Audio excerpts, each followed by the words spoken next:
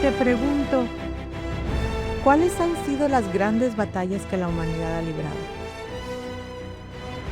¿O cuáles son los enemigos más feroces a los que nos hemos enfrentado? ¿Qué es lo primero que piensas? ¿En qué bando de la historia te posicionas? ¿Y quién ganó al final?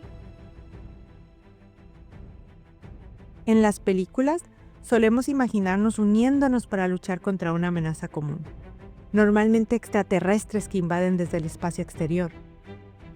Pero ¿y si te dijera que muchas de esas batallas ya ocurrieron aquí mismo, en la Tierra, y que los seres humanos nos hemos enfrentado a un enemigo común e invisible, a un enemigo microscópico?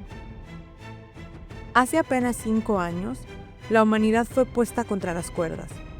La pandemia global causada por un virus llamado SARS-CoV-2 sacudió todo.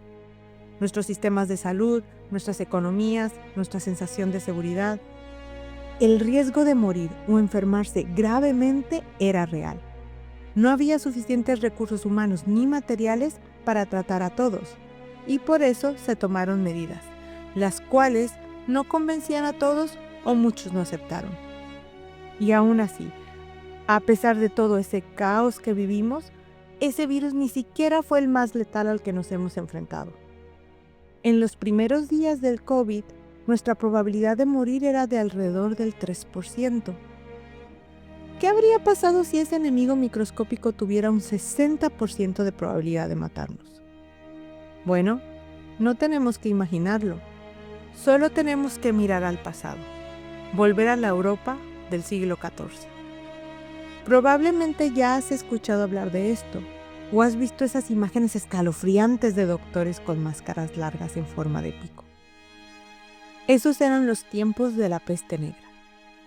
Una bacteria llamada Yersinia pestis se esparció a través de pulgas que viajaban en ratas, matando a unos 25 millones de personas en Europa. Esto era alrededor de 1/3 de la población.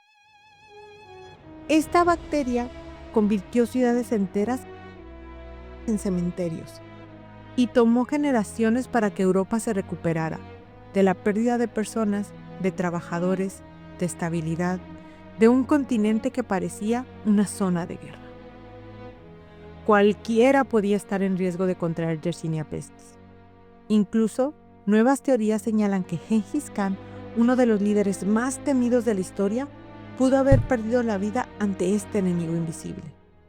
Estas teorías sugieren que murió de peste, ya que la enfermedad se propagaba por Eurasia en ese entonces y los síntomas que se describen de su muerte coinciden con los de la enfermedad.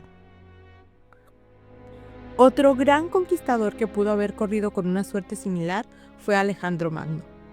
Hay muchas teorías sobre qué causó su muerte, pero 3 de ellas involucran enfermedades infecciosas: fiebre tifoidea, virus del Nilo Occidental y malaria, siendo esta última una de las candidatas más fuertes.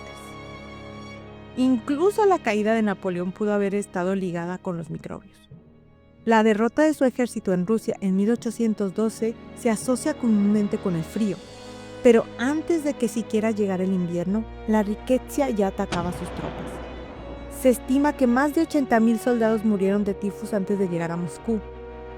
Esta pérdida fue devastadora y debilitó su campaña más allá de toda recuperación. Pero, ¿qué tienen en común estos 3 personajes? Que se les considera genios militares, y aún así, ninguno pudo derrotar a un enemigo microscópico. En su defensa, ¿cómo luchas contra un enemigo que no entiendes? Uno que ni siquiera puedes ver. La respuesta es conciencia. En el siglo XVII, Anthony van Leeuwenhoek, un hombre con una gran curiosidad, nos presentó un mundo completamente nuevo. Un mundo que ningún humano había visto antes. El mundo microscópico. Al perfeccionar lentes y crear algunos de los primeros microscopios, fue la primera persona en observar microorganismos. Ese fue el inicio de nuestro largo camino para entender a estos diminutos enemigos. Desde entonces, la ciencia nos ha dado herramientas poderosas para contraatacar. En 1796, Edward Jenner desarrolló la primera vacuna. Y más de un siglo después, En 1928, Alexander Fleming descubrió algo igual de revolucionario: los antibióticos, una forma de atacar directamente a las bacterias. Estas herramientas que nos ha dado la ciencia han aumentado nuestra sensación de seguridad.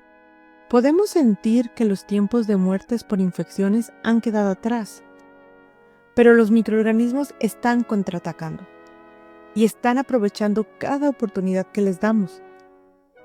Rechazar la vacunación está destruyendo nuestra primera línea de defensa, haciéndonos vulnerables a enfermedades que creíamos superadas.